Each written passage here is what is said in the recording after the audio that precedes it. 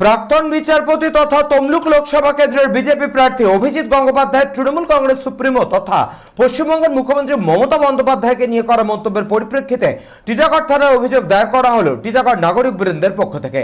শুক্রবার টিটাগড় থানার সামনে প্রথমে বিক্ষোভ দেখানো হয় এবং পরে লিখিত অভিযোগ জমা করেন টিটাগড় এলাকার বাসিন্দারা। সংবাদ মাধ্যমের মুখোমুখি হয়ে প্রীতম শর্মা জানান তারা অভিজিৎ গঙ্গোপাধ্যায়ের আইন অনুযায়ী শাস্তি দাবি করছেন।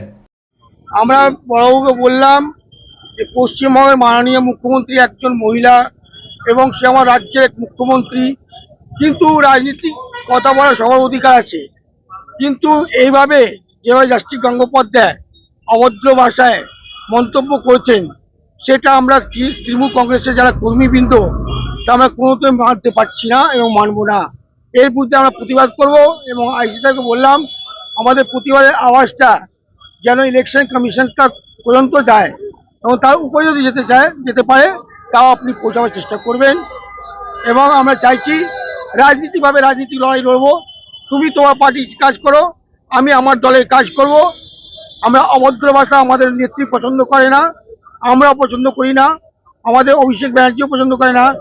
এমনকি আমাদের যে এলাকায় বসবাস করি, আমার টিটাগড়ের চেয়ারম্যান, ভাইস চেয়ারম্যান, টিটাগড় শহর তৃণমূল কংগ্রেসের সভাপতি, আমার সমস্ত কাউন্সিলর, সিআইসি, আমরা কোনোদিন কোনো দলের বিরুদ্ধে অভদ্র ভাষায় মন্তব্য করিনি এবং করব না। আমরা জানি কীভাবে রাজনীতিকভাবে লড়াই করা যায়, পার্সোনাল কাউকে আমরা আক্রমণ করব না, কিন্তু এর পরেও যদি অভিজিৎ গঙ্গোপাধ্যায়ের মতন যে জাস্টিসকে চেয়ারে বসে একসময় বিজেপি দালালি করেছে আর আজকে তো একদম প্রত্যক্ষভাবে বিজেপি দালালি করছে, আমরা এই কড়া ভাষায় প্রতিবাদ জানাবো।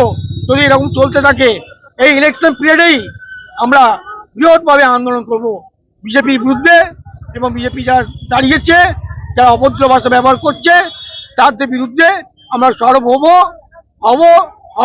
যেহেতু